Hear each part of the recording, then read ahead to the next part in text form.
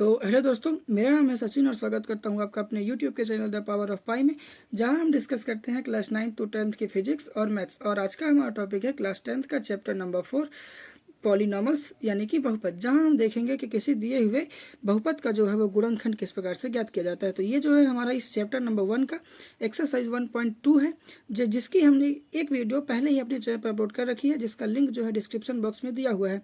तो आप सबसे पहले उस वीडियो को देख लें ताकि आपको जो आज का क्वेश्चन है वो अच्छे से समझ में आ सके। तो चलिए क्वेश्चन को बढ़ते हैं। आज का हमारा जो क्वेश्चन है वो कुछ इस प्रकार से है कि जांच कीजिए कि जी एक्स पी एक्स का एक गुणनखंड है, जहां जो जी एक्स हमें दिया हुआ है वो है एक्स माइनस 3 और जो हमें पी एक्स प्राप्त हुआ है वो है एक्स का क्यूब माइनस 4x का स्क्वायर प्लस एक्स प्लस 6। ठीक है, तो हम लिखते हैं कि यदि x माइनस 3 बहुपद P X is equal to X का क्यूब माइनस 4x का स्क्वायर प्लस एक्स प्लस 6 का एक गुणनखंड है, तब x इज इक्वल टू 3 रखने पर शेषफल जो है वो एक शून्य होना चाहिए।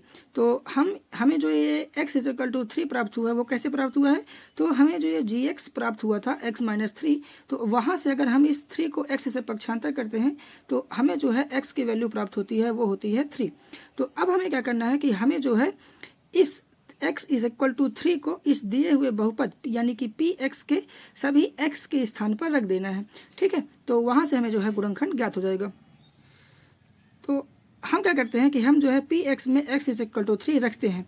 तो चलिए लिखते हैं, हम लिखेंगे कि p हमें जो ये x दिया हुआ था उसके स्थान पर हम लिख देंगे 3, और हम क्या करेंगे कि ये जितने भी x हैं इन सभी के स्थान पर हम जो है इस x इज इक्वल टू 3 को रख देंगे। तो हमें जो है प्राप्त होता है 3 का क्यूब यानी कि 3 घात और 4 हो गया, और x के स्थान पर हमने लिखा 3 और ये हो जाएगा हमारा स्क्वायर, और ऐसे ही जो ये x है उसके स्थान पर भी लिखा जाएगा 3 और ये हो जाएगा हमारा 6।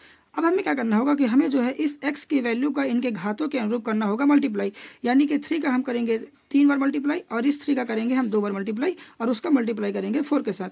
तो जब 3 का 3 बार मल्टीप्लाई करते हैं तो हमें जो है प्राप्त होता है 27। जब हम इस 3 का 2 बार मल्टीप्लाई करते हैं तो हमें जो है प्राप्त होता है 9, और जब 4 का मल्टीप्लाई होगा 9 के साथ तो ये लिखा जाएगा 4 × 9 और ये हो जाएगा हमारा +3 और ये हो जाएगा हमारा 6। तो इस प्रकार हमें प्राप्त होगा 27 और 9 का होगा 4 के साथ मल्टीप्लाई तो ये हो जाएगा 36 + 3 + 6। अब हम क्या करेंगे कि हम जो है अपने प्राप्त परिणाम को सॉल्व करेंगे। तो और जब हम क्या करेंगे कि हम जो है इस 27 के साथ इस 3 और 6 को जोड़ेंगे तो हमें प्राप्त होगा 36 और ये हो जाएगा हमारा -36। तो 36 और -36 आपस में हो जाएंगे कैंसिल, तो ये हमें प्राप्त होगा 0। हमें जो ये P3 प्राप्त हुआ वो होगा हमारा 0, जो कि हमारा शेषफल है, ये है हमारा शेषफल। तो इस प्रकार से हम देख सकते हैं कि हमें जो बहुपद प्राप्त हुआ था यानी कि P X is equal to X का क्यूब माइनस 4x का स्क्वायर प्लस एक्स प्लस 6, इसका जो शेषफल है वो हमें प्राप्त हो चुका है 0। तो इस प्रकार से ये जो क्वेश्चन है वो दिए हुए बहुपद का एक गुणनखंड होगा। ठीक है, तो हम लिखते हैं कि स्पष्टतः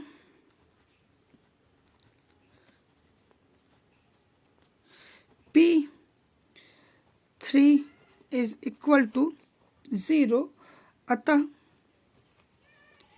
हमारा जो हमें प्राप्त हुआ था x माइनस 3 यानी कि जी एक्स, वो जो है पी एक्स का एक जो होगा हमारा गुणनखंड होगा। ठीक है, पी एक्स का गुणनखंड होगा। तो इस प्रकार से हमारा जो आंसर है वो हमें प्राप्त हो चुका है। तो आशा करता हूँ आपको आज का ये वीडियो पसंद आया होगा। अगर वीडियो पसंद आया हो तो प्लीज़ चैनल को सब्सक्राइब कीजिए, बेल आइकन को प्रेस कर लीजिए ताकि आपको आने वाली वीडियो की हर अपडेट मिलती रहे। धन्यवाद।